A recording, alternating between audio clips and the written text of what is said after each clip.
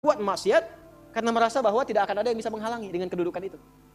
Nah itu dua tipe seperti itu, turunlah kemudian surah Al-Adiyat ini salah satunya. Afala ya'lamu idza bu'athira ma fil wa hussila ma fis, akan diungkap satu saat nanti. Kalaupun Anda tutupi. Tapi bagi yang terakhir, perhatikan baik-baik. Bagi yang merasa nyaman dengan kekuatannya, baik itu kedudukan ataupun harta, sehingga terang-terangan berbuat maksiat dan merasa tidak ada yang mampu untuk mencegahnya, itu saat masuk kuburnya langsung ditampakkan neraka pagi dan petangnya. Di surah Ghafir, surah ke-40, ayat 46. An-naru yu'raduna 'alaiha ghuduwan wa 'ashiyya. Hati-hati. Ya, hati-hati. Wa yauma taqumus sa'atu adkhilu ala fir'auna asyaddal 'adzab. Ya, dicontohkan langsung Fir'aun dan koleganya. Kolega Fir'aun itu ada beberapa jenis. Satu, pemodalnya, pengusaha yang zalim. Ya. Itu namanya Qarun. Jadi biasanya kalau ada penguasa zalim di backing oleh pengusaha gelap misalnya, itu sudah komplit tuh keburukannya. Ya.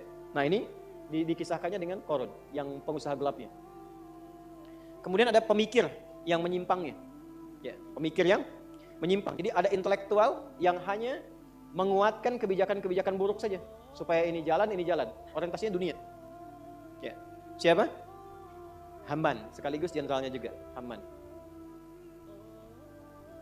Kisah Ba'lam berbeda nanti. Nah ini disebut dengan koleganya. Al Fir'aun.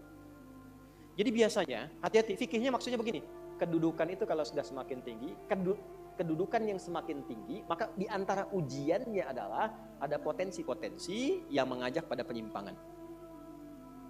Dan dengan kedudukan itu, biasanya suka ada dorongan-dorongan menggunakan kedudukan untuk berbuat mungkar dan tampak kemungkaran itu. Yang paling bahaya kalau itu tidak banyak disadari sehingga merasa kuat untuk berbuat yang salah. Itu bahaya. Pun demikian, harta banyak itu potensi menghadirkan ujian. Dan di antara ujian itu ada dorongan untuk menyimpang. Ya, bukan hanya ria, pamer, tidak. Tapi menggunakan harta dengan cara yang tidak benar. Nyogok. Menghambat keburukan. Bagus. Tapi mendatangkan kemaksiatan, buruk. Yang lain lagi apa? Ilmu. Ilmu bagus, tapi ditempatkan di tempat yang tidak bagus, bahaya. Nah orang-orang seperti ini menggunakan ilmunya untuk bermaksiat terang-terangan. Ya. Bahkan nanti ada yang menggunakan ilmunya untuk membela orang menyimpang. Ada. Ya.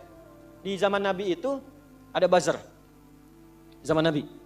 Ya, yang memang dibayar untuk apa? Untuk menjegal dakwahnya Nabi. Dan untuk memberikan satu gambaran buruk, citra buruk tentang Nabi. Buka surah